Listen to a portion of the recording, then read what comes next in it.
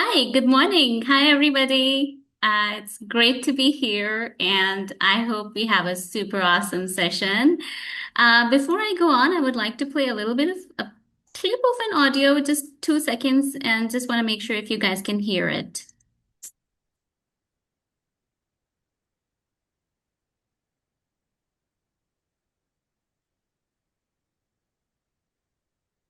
Can you hear it? No. Oh, that's a bummer. My whole session is about songs, and I want you to be able to hear it. Oh, Okay. Hang on. Just let me get out of here and come back. Maybe that will help. Hang on. No problem. It's okay. It's okay. It's okay. We can do it.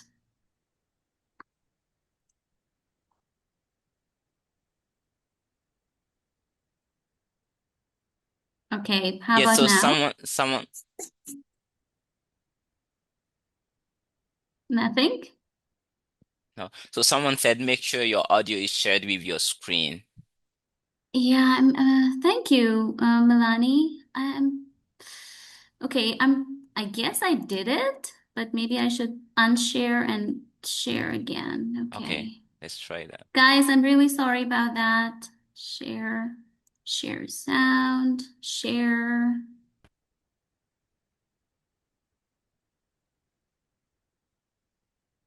Okay, can you hear anything now?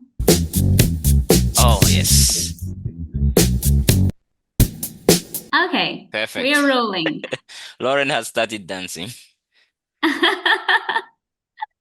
right. Okay. So, hi everyone. I'm Fazilat, and I am, as Barry was very nice to introduce me, I teach and work in Oman. I'm from Pakistan. And I have been using songs in my classrooms for a very long time. Um, I won't claim to say that I'm gonna share something with you that you have never heard before, never seen before, and we're not reinventing the wheel, but I these are just some ideas that I've tried in my classroom and they really, really worked for me. So I'm gonna share them with you along with some research because every time I try something in my class, I try to base it in research because it just helps. Okay, so we're going to do a little bit of warm-up exercise because I want to know you guys more. So to do that, I would like for you to scan this QR code, please, so that we can join my online class and we can do activities in real time. You can scan this QR code or you can go to classpoint.app. And when it asks you for a class code, you can enter 98960. So Bethany is here. Thank you.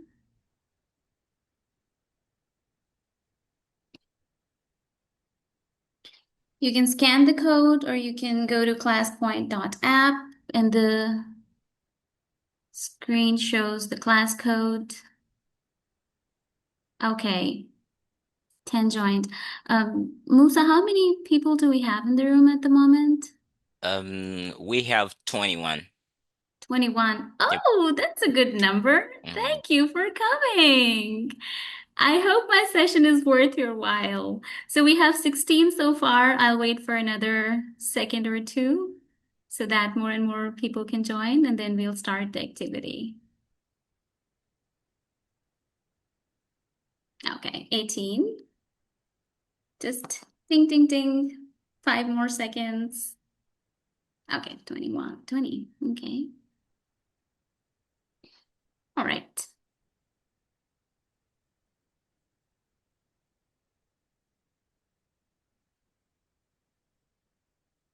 So the question is, have you ever used songs and music in your classrooms? Yes, no, no, but I've always wanted to. I guess it's a waste of time.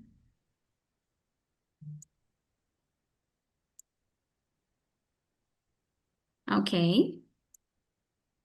A very good number has used songs in their classrooms. That's amazing. Okay. So if you have used music in your classroom, how have you done it? In a little bit, you will see a new question on your screens.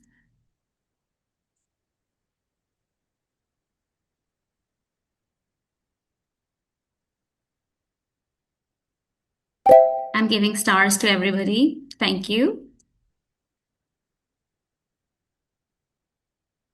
Yeah. So most of you have used songs in your classrooms. I would like to know, how have you done it? Like what kind of activities you guys did? Was it for grammar? Was it, oh, for fluency? Awesome. Introduce a unit. Okay, so you played a song that was related. Figurative language. Amazing. Brain break. Opening activity. Figurative language. Vocabulary. To connect it with the story. Amazing. Listening purposes for grammar. That's awesome. Uh, Mostly to teach vocabulary. Listening, okay, to connect it with the story. Listen and fill, okay, for pronunciation.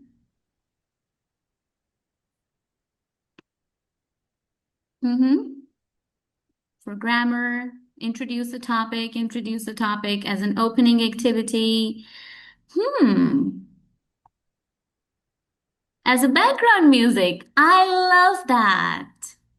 We are going to talk a little bit about that as well. Mm-hmm. Mostly to teach vocabulary. Playlist for grammar, introduce the topic, parts of my, oh, it's a part of your curriculum. That's amazing. That's amazing if songs are a part of a curriculum. Okay, thank you. 20 people have responded, so I guess most of us have responded. Thank you so much. That just gives me an idea on how you have used songs in your classrooms. Okay, so as I said, 20 people out of 21, 19 people out of 21 had used songs in their classroom for different purposes. I'm going to tell you how I do it, and I hope you learned something new from my session. Okay, so I'll try to cover these things. Design language focused activities using songs, use lyrics to teach vocabulary, grammar, and meaning, help learners use context clues to understand language. So, why do we use songs in music? Most of you already use it. So, I'll go quickly through these points.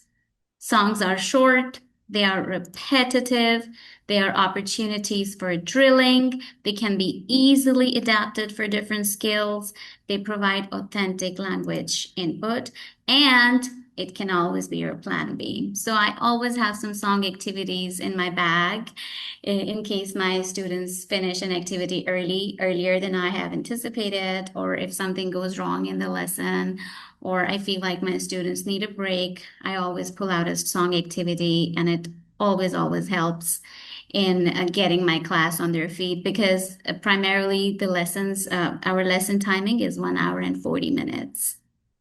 So I don't know how long you teach a class, but for 1 hour and 40 minutes, songs always come in handy. Okay, I'll give you a minute to read through this research.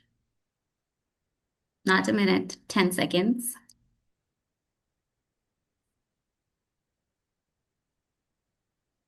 Okay, so it's a non-threatening environment for our students. When we play songs in class and do activities with music, it lowers their affective filter and it facilitates speech production.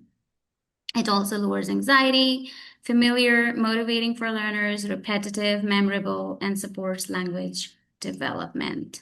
So the key to using songs is we should always have a purpose. When I was a new teacher, I would play songs just because I wanted my students to like me and I wanted them to think I'm a fun teacher. But uh, as you grow older and more experienced, I learned, and even during when I did more and more training, I learned that my when I use a song, it should always have a purpose. So, when we use songs for developing listening skills, I don't know if you do that or not, but as a teacher for a very long time, I used gap fills. My students listen, they have parts of a song lyric, they listen to the song, and then they complete the lyrics. But over the times, I have gathered two things that have always worked, and I have data to prove that these lessons improved my students' listening scores because I teach some IELTS classes. And when I use these listening activities with my learners who were getting ready to take their IELTS test, it actually improved their scores. So these are two tried and tested ways of using songs in your class. So as I said, usually when we use songs, we do gap fills. Listen to the song, complete the gaps. Yay, everybody got most of the um, lyrics.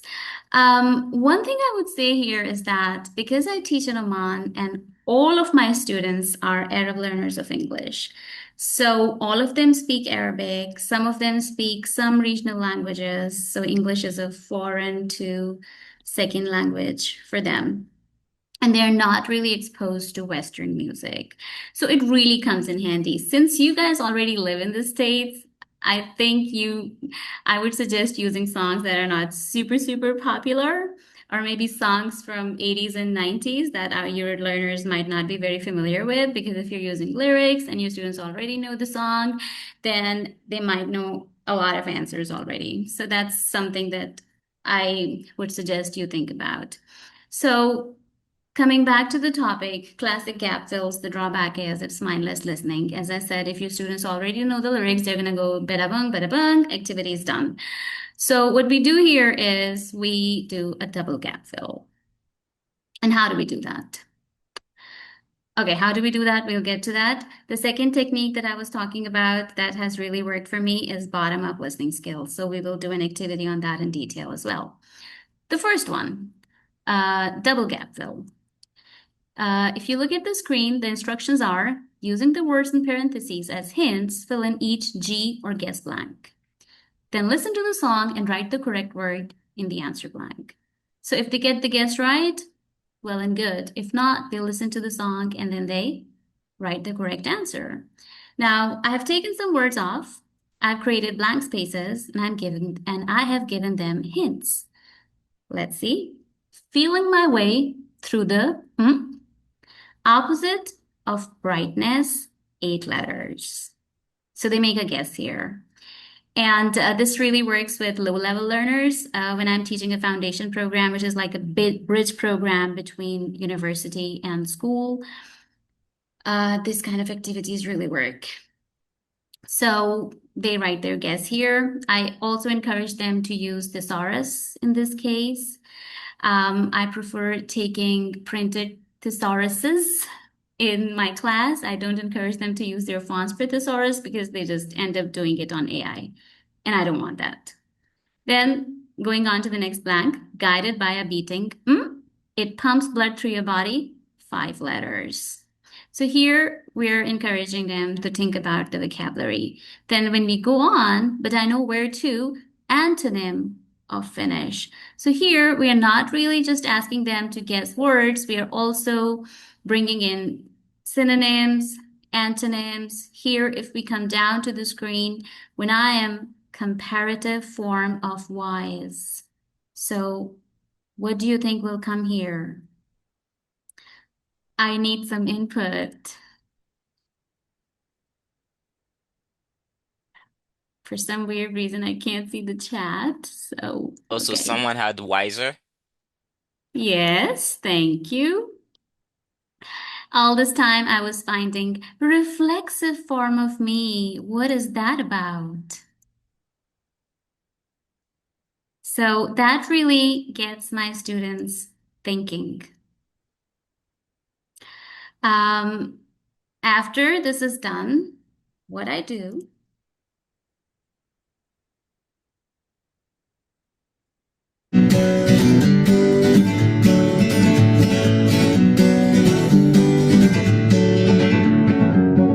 Feeling my way through the darkness, guided by my beating heart. I can't tell where the journey will end, but I know where to start. They tell me I'm too young to understand. They say I'm caught up in a dream. You get the idea, right? So they make guesses, they listen to the song, they check their answers, and a lot of times they want to hear the song again just for the heck of it. So this activity works really well.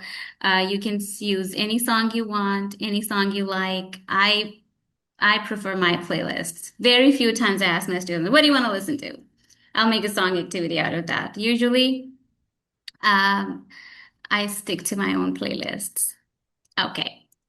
Then, the second activity I was talking about, where we do bottom-up listening skills, is where students listen to the song and number the words as they listen to them. So it doesn't only encourage listening, it also encourages pronunciation because I encourage them to say the words out loud, to exchange how they pronounce a certain word. So I create an activity within the class before we get to the actual song. So listen to the song See You Again by Charlie Puth and number the words as you hear them. Then fill in the blank spaces, listen to the song again, and check your answers. So this is like a twist on a classic gap fill.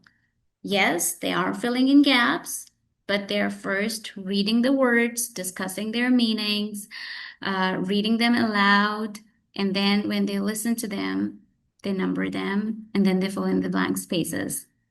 Are you ready? Okay. I'm going to play the song and you will tell me the first word is friend. So that's given. Sorry. And then you will listen and tell me what's two, three, four, five, six, and so on.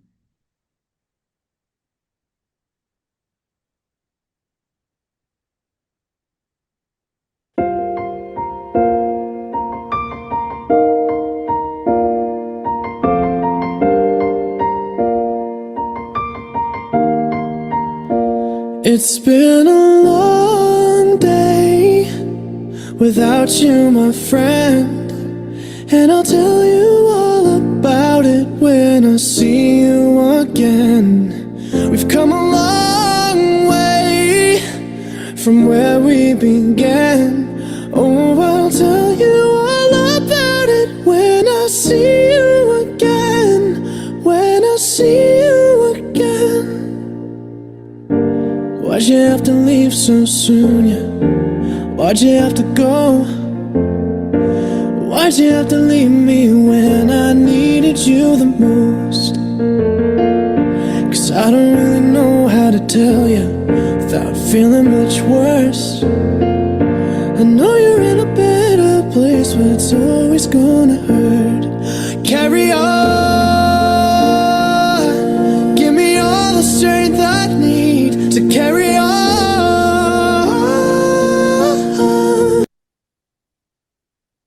Okay. So what's number two? I get some answers in the chat. Too long, about, long, leave, worse, carry on. Well done. So this is how we do it. And then I give them the song lyrics and they write two, three, four, five, six. Sometimes they miss a word. They have to write a word. And I ask them, okay, if you're writing something in a sentence and it's not making any sense, make a guess. They guess, and then sometimes I have to play the song again, and that's how we go on with the lesson. So this is just something which is bottom-up listening, and it has always worked in my classes, and I really, really hope that you try it in your classes too. Okay, then moving on to reading strategies. So there are different reading strategies, identifying main idea, understanding theme, making inferences. I'm going to tell you what.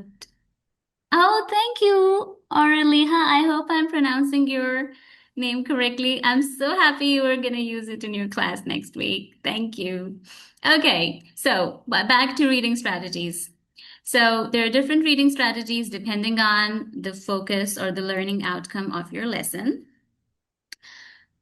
This is some research about reading with music, and somebody at the beginning of the session said that they use music as a songs and music as background. That's a really great idea, and it's supported by research as well. Um, I always ask my students by a show of hands how many of them prefer music to be played in the background. Uh, because I have seen some of my students don't prefer that.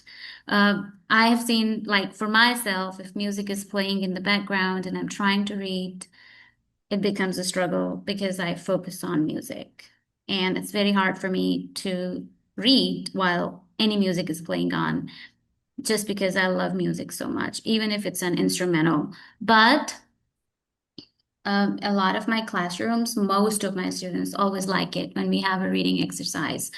Something about Mozart's sonata for two pianos, K448, it had a significant but short-lived improvement in spatial reasoning. So this is something to think about. Uh, they're not just enjoying the lesson, they're also getting smarter. So why not? Okay. So this is a song which I use a lot in my classes. It's Lemon Tree by Fool's Garden. I don't play the song first. I give them parts of this lyrics and I give them some guide questions. Is this song a happy or sad one? What words in the lyrics helped you reach your conclusion? Is this person busy or idle? How do you know? Can you give me another adjective for this person? Is lonely a positive or negative word? Look at the surrounding words and phrases. So we can generate so much talk and so much discussion just on chunks of some lyrics. After that, after we have had all this discussion, my students are really excited to listen to the song. Okay, are you?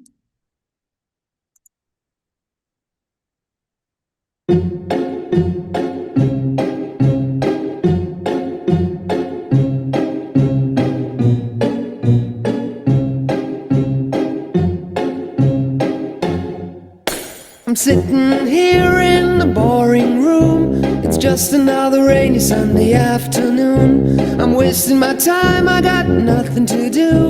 I'm hanging around, I'm waiting for you, but nothing ever happens. And I wonder, I'm driving around in my car. I'm driving too fast, I'm driving too far. I'd like to change my point of view. I feel so lonely, I'm waiting for you, but nothing ever happens. And I wonder. Okay. Do you think he's bored? I would like to hear from you. You're my learners right now. Do you think he's bored? Yes. Why do you think so?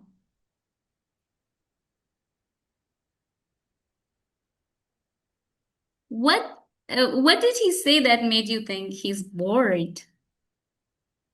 Nothing ever happens. Yes. But the thing is, yeah, because nothing happens. Okay. It's a boring room. He's in love.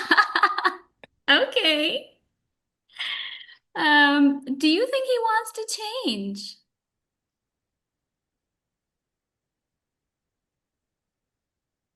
What does he want to change?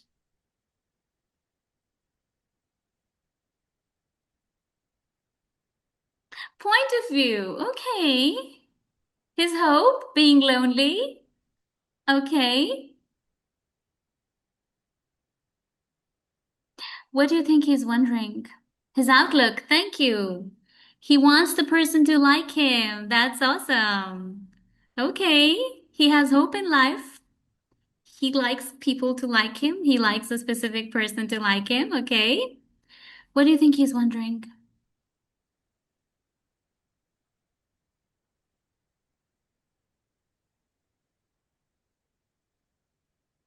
If someone is waiting for him. Okay, it's gonna be a long wait. Moving on.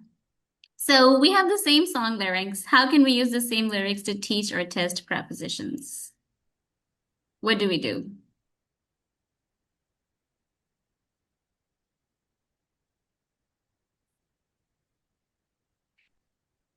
We can do a classic gap fill here. It's just it comes in handy if I'm teaching prepositions to my low level learners. Yes, thank you, Musa. And I just make a prepositions draw pictures. Okay, great. Excellent. I love that idea. Yes, give them a word bank. Mm-hmm. Right. So many, many ways we can use this song. Uh, Introducing them to new vocabulary or introducing reading strategies or teaching and testing prepositions are just a few of the ways that we can use the song. Okay, now, this is again something that has always worked with my low to mid-level learners. Everybody knows the fairy tale Beauty and the Beast. I give them the lyrics and I give them some guide questions. What is happening in the song? What is the relationship between two characters? Does the speaker's opinion change? Find the line that shows the change. What kind of person was he before? What kind of person is he now? How do you know? What do you think something there refers to? And this activity really works well when learners are sitting in groups because it initiates a lot of discussion. A problem I have in my classes is it's very hard for students, for me, or I guess a lot of teachers here, to make them speak in English because they switch to Arabic like this. Believe me or not, if anyone has taught in any of the Gulf Arab speaking countries, this is a problem a lot of us face. But when I give an activity like this, I have seen that a lot of my students are actually speaking in English. And I feel like I'm successful when I see them do that because this is something a lot of us struggle with. So, and I tell them there is a video that will follow this. So that always creates a lot of interest. So we go through the lyrics and we discuss these ideas in groups or pairs if the class, depending on the size of the class and the general English level of the students. And then uh, let's just giving it classroom feels. I would like for some of you to respond. Uh, Does the speaker's opinion change? Find the line that shows the change. I would invite some answers from you in the chat box. Just to let you know how it actually new and a bit alarming. Thank you, Caserer.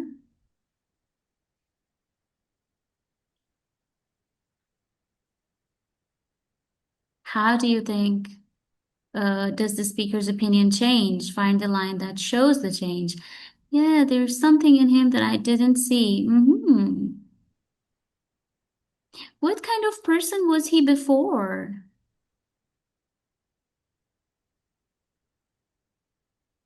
Was he a nice person? Scarebeast. Unrefined. Thank you. Coarse. Mean. What kind of person is he now? How do you know? Mean, but no Prince Charming. Dear. Now he's dear, sincere, almost kind. Nice. Okay. So thank you for all your responses. At this point, I go and show them the actual song, which always gets them excited. Okay, for some weird reason, I can't find where to. Yeah, here we go.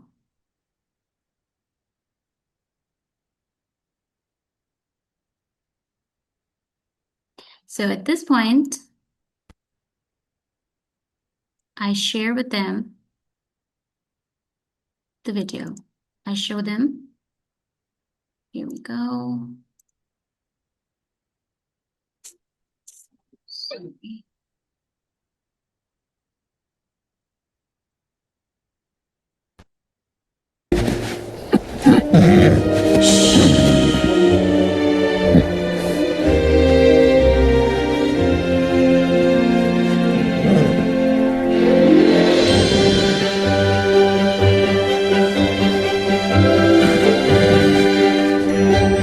something sweet and almost kind, but he was mean and he was coarse and unrefined.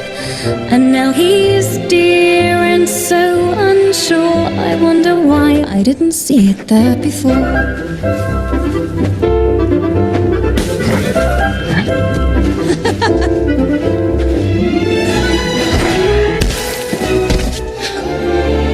She glanced this way, I thought I saw. When we touched, she didn't shudder at my paw. No, it can't be, I'll just ignore. But then she's never looked at me that way before. Okay.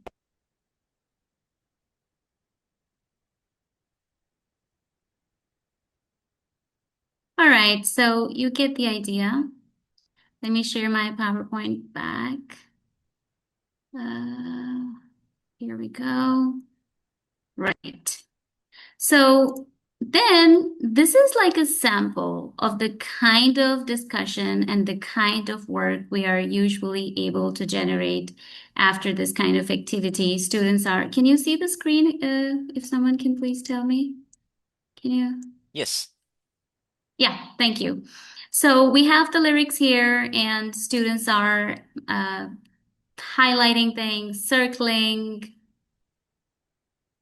how do you know, feelings, different kinds of devices, thematic devices used in the lyrics. So this kind of activity usually works, and usually if it's followed by a video, so I prefer animated movie songs or any that I can show in my class, and if it's followed by the video, it's always worked. If sometimes I do an activity like this and I just play a song, I don't feel like my students are super interested, but when I tell them it's going to be followed by a video, I always get them excited and interested. So that's something to think about when we create like something which is related to reading and reading strategies. If we also club it with a video, it works. Right. Although we are talking about reading strategies here, these kind of activities, especially when we show a video, always can be a wrap-up speaking exercise and very, very effective. It can even turn into a writing exercise where we tell the students continue the story, but it shouldn't be the story you have always known. It should have a different ending, which is uniquely yours. We can tell as students, do you agree with the message? And it's really interesting to have strong opinions coming up. A lot of my students mention they don't agree with the vocabulary used because they don't like calling anybody mean or coarse or unrefined, and how it's not a nice thing to say. So different levels have different approaches and different ideas, and it's really, really interesting. Sometimes I ask my students, depending on the level and learning outcome for that lesson, if it's a creative writing lesson, I ask them to rewrite the story from another perspective, rewrite the story from the beast's perspective, and focus on how he was feeling. And then, of course, we discuss characters and themes, and we write their analyses if it's a higher level class. So this is another way to incorporate songs with videos in your lessons. Now, talking about grammar. Again, when I was not super trained, I mean, I won't say I'm super trained now, but in the beginning of my teaching career, I would use songs and I would just do gap fills. And I would take the lyrics and I would ask I would, create gap fills and not give them the correct verb, but say use past tense of so and so or future perfect of so and things like that. But over the times, I realized it was it worked, it was effective, but I also thought it was quite mechanical. So I created a twist in that. But before we go ahead with the activity, I would show you some research about teaching grammar through songs.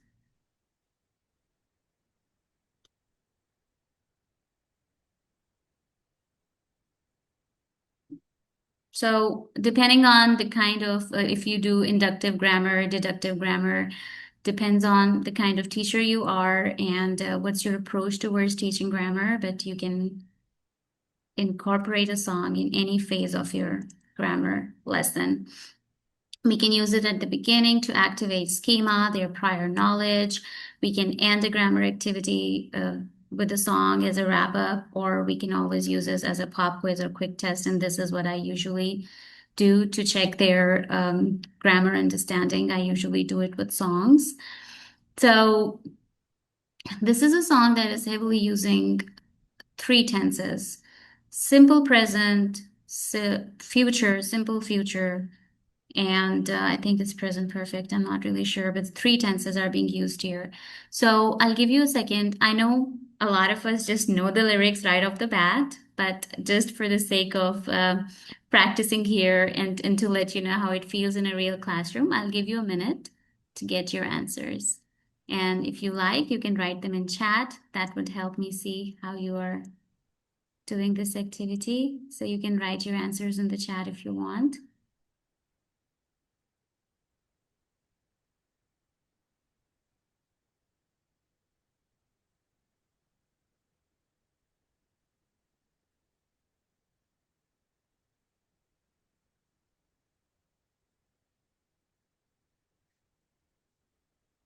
What's the answer to the first one? Heart.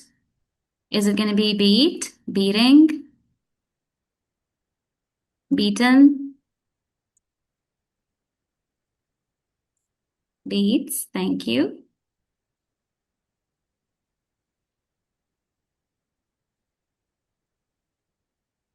Okay, thank you. How can I love? So no change there. Simple present. Went away somehow. Okay.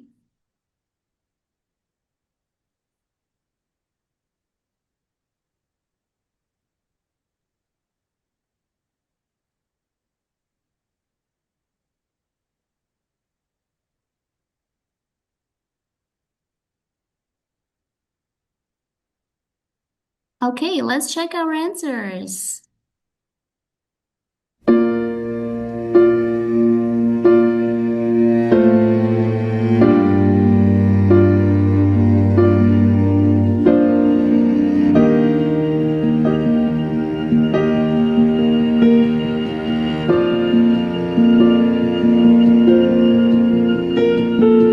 Heart beats fast, colors and promises.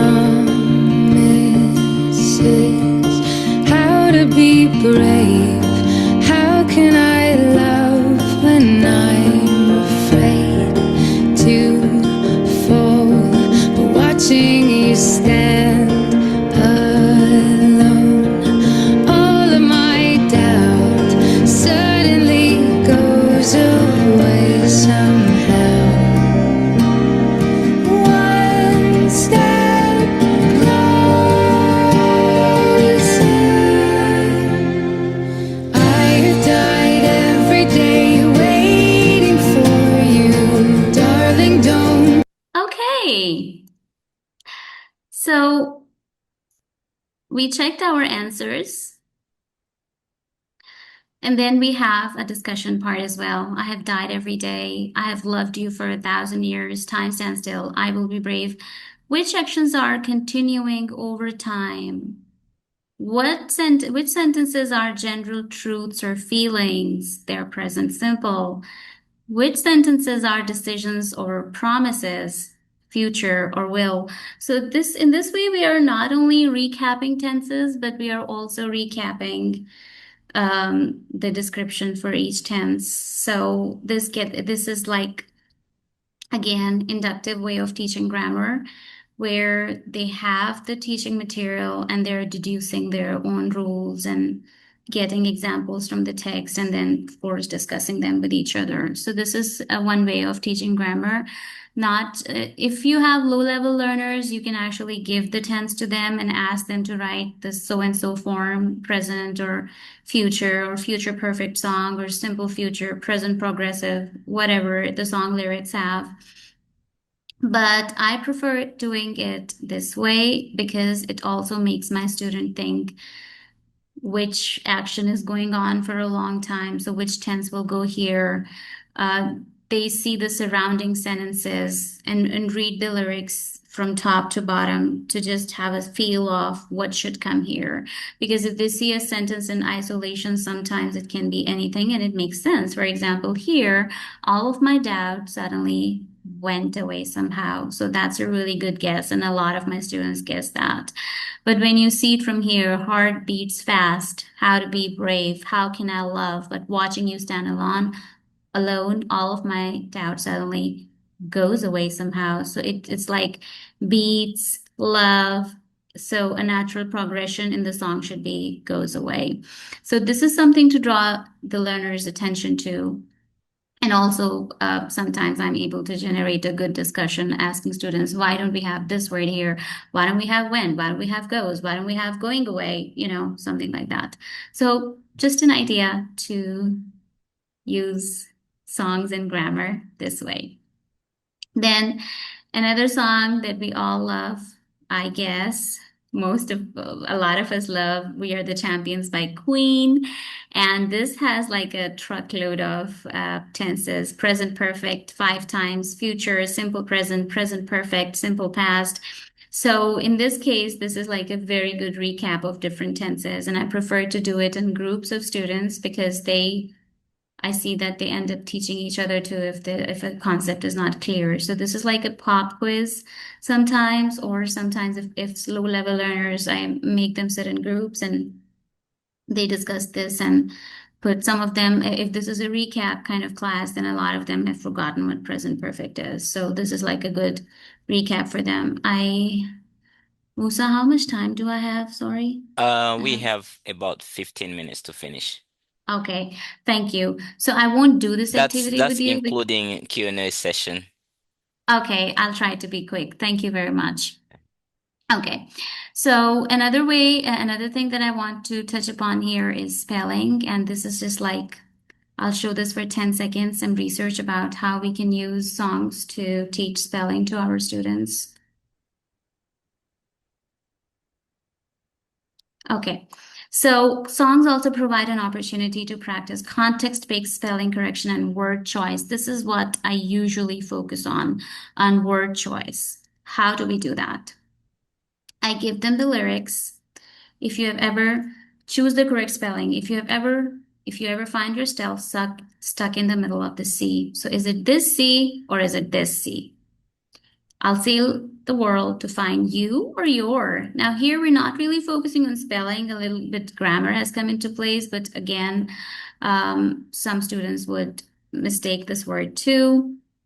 So just like you see here, we have given them some alternative spellings, and we are encouraging them to think about what would make the sentence a meaningful sentence. After that, we listen to the song, of course, but then in this kind of activity, I have to show them an answer key where they really observe spelling.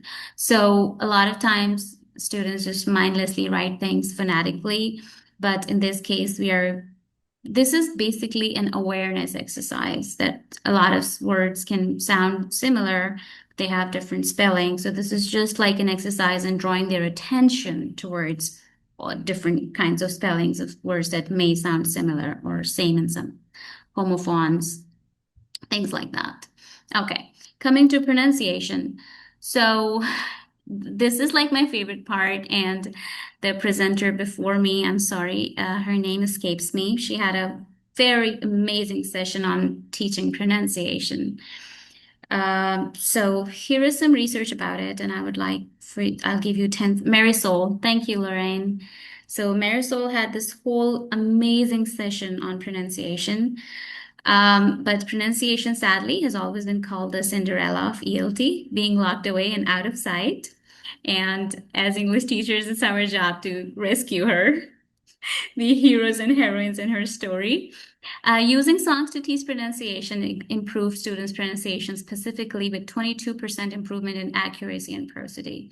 They are effective in helping learners master tricky phonemes. Um, as I mentioned in the previous session, that my students make a lot of mistakes in sounds like p, b, g, j, f, v. So I use songs a lot and I emphasize on these phonemes to let them know how different words are pronounced in connected speech and also in isolation. Listeners are usually okay. Moving on, so we use songs to focus on sounds, pronunciation, and connected speech. This is a favorite song I use in my class. You can use any of yours. So what we do, I give them alternative words. Like this is very similar to the spelling exercise, but our focus is different. Earlier they were focusing on spelling. Now they're focusing on what meaningful word will come here and how do we pronounce it. So of course, if it's a pronunciation focused lesson, I encourage them to say these words: bell, tell, gel, help, health, hell, train, gain, pain. I prefer this song because it has words that my students, it has phonemes that my students have trouble pronouncing: b, g, p, f, because of their first language. It's very heavy L1 influence. But you know your learners and you can think of songs. And now we have AI, so you can always communicate with AI to see which songs would can focus on L1 errors that your students make, and we can use songs to practice those errors. Then, of course, I show them an answer key and we sing along. Contrastive analysis according to Marisol. Thank you, Musa. So for this, because this is a pronunciation exercise, we play the song and we sing along. And it always goes well. Then also this song, it has I would, if I had more time, I would play it and we would actually sing along. And it always works. And my students' affective filter is very effectively lowered in sing-along exercises. And here, like, they listen to the song. It's a classic gap fill exercise, but we turn it into a pronunciation awareness exercise when we sing along loudly in class. It really works well. I encourage you to try it in your classes. So what they have to do is they're listening to the song, and when the red word comes, they have to sing it loudly. So I had a dream so big and loud. I jumped so high I touched the clouds. Whoa, oh, oh, oh, oh, oh, oh, oh. And then it goes on. I stretched my hands to go to the sky. We danced with monsters. So they have to just sing. It's not really sing along. They have to say this word loudly. They can sing along and say this word loudly, or they can just keep silent and when this word comes to sing it along with the song, but just that word. So it really helps them say the words out loud, focus on pronunciation. Here we have some examples of connective speech. I'm never gonna look back. I'm never gonna give it up. So, so this is just an awareness exercise. It doesn't at any point promise it's gonna make their pronunciation perfect. The more it does, more than anything, is to lower their affective filter, encourages a lot of my students who don't usually have to work really hard to make them speak in the class. They're very active in these kind of exercises. So they start saying words, practicing English in this way. Always fun. Now, choose a suitable song when you're designing a lesson. You know these things already. If you want my PowerPoint, you can write me an email. I'll share my email and I'll send you all the slides. These are just some things to think about. One thing that I want to focus is use official links. I don't know about your school's policy, so I never give out full lyrics to my students because that's the policy at my workplace. I just use chunks of languages, chunks of songs, not always the full song. And I always write a footnote that this is being used for educational purposes. I have a bonus tip because I know you have multilingual learners, and that is what we are focusing on. So you can use famous songs sung by regional singers. All of my students are Arab learners of English, so this is what I show them in my introductory week. And this is just to give you an idea of how it looks. And then you have Arab learners, Swahili, Karen, what Spanish learners of English also. This is just my research. I've never lived in Iowa, but I think that these are the languages your students usually speak. So you can think of speakers from these languages whose first language is Spanish, Karen, Swahili, and then you can play songs from those singers in your class. I'll quickly show you something that I show my students, and you can use it for your Arab learners of English. I'll share my other screen super quickly.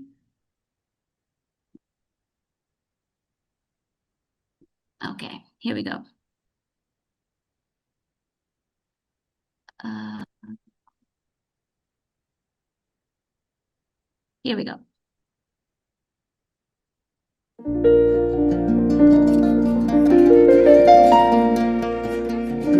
No woman.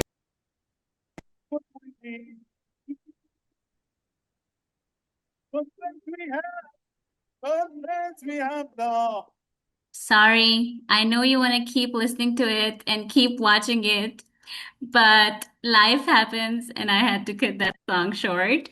But it always works. There is a version of Got That Feeling in My Body, and it's sung by Oman Orchestra, and that always works as well. So to get your students interested in your lesson, you can find songs that are sung by uh, people from your students' first language. You can always ask for suggestions from your students and use these songs in your class.